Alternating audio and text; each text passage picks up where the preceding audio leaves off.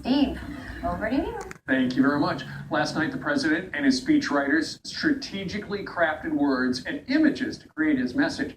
We all heard the words, but what was the president really saying about his own presidential leadership and our own American future? Join us right now. He had a pen and paper last night. He did. The president's And a got phone. a pen and a phone.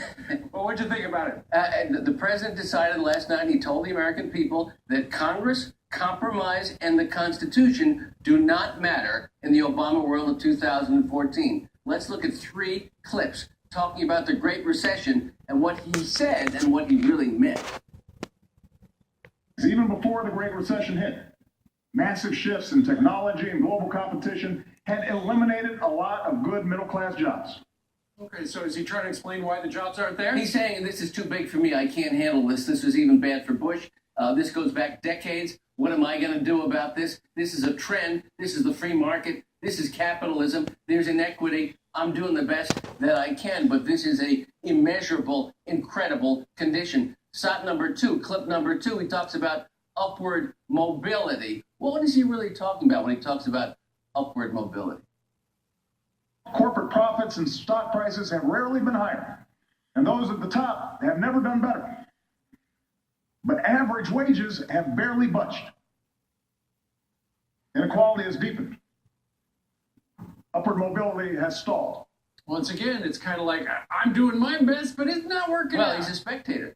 This is a situation by which a capitalistic system, a free market system, allows the rich to get richer, allows the 1% to accrete even more income, and everybody else is left holding the bag. And so he's speaking as if he hasn't been the president now going into the 6th year and saying, well, this has happened, that's happened, and there's terrible inequality. Now, the truth is Americans were looking for some solutions to inequality because that's always a problem. That's a problem throughout history. People want things to be as equal as they possibly can. But what they got in terms of what he was talking about was around the edges. And then finally, let's look at clip number 3, where he talks about, ominously, I think, executive action. But America does not stand still, and neither will I. So wherever and whenever I can take steps without legislation to expand opportunity for more American families, that's what I'm going to do.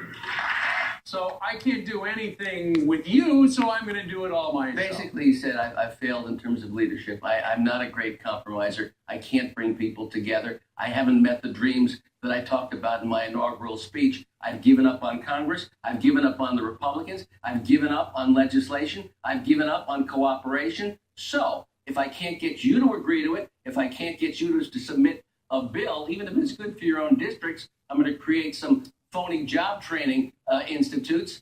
Then I'm going to do it my way. My way, the highway. I'm going to do it by executive order. Maybe you'll challenge it in courts. Maybe you won't, but I'll do it. I'm fighting for the hearts and minds of the electorate in this election year. They think that I'm standing up for them, even though the minimum wage thing I announced only affects 200,000 or 300,000 people out of a nation of 300 million. So the message is very important. Yeah. What the substance seems to be less. The message seems to be, I've given up on the Congress, I've given up on the Constitution, and I've given up on compromise. Let the fight begin, he says.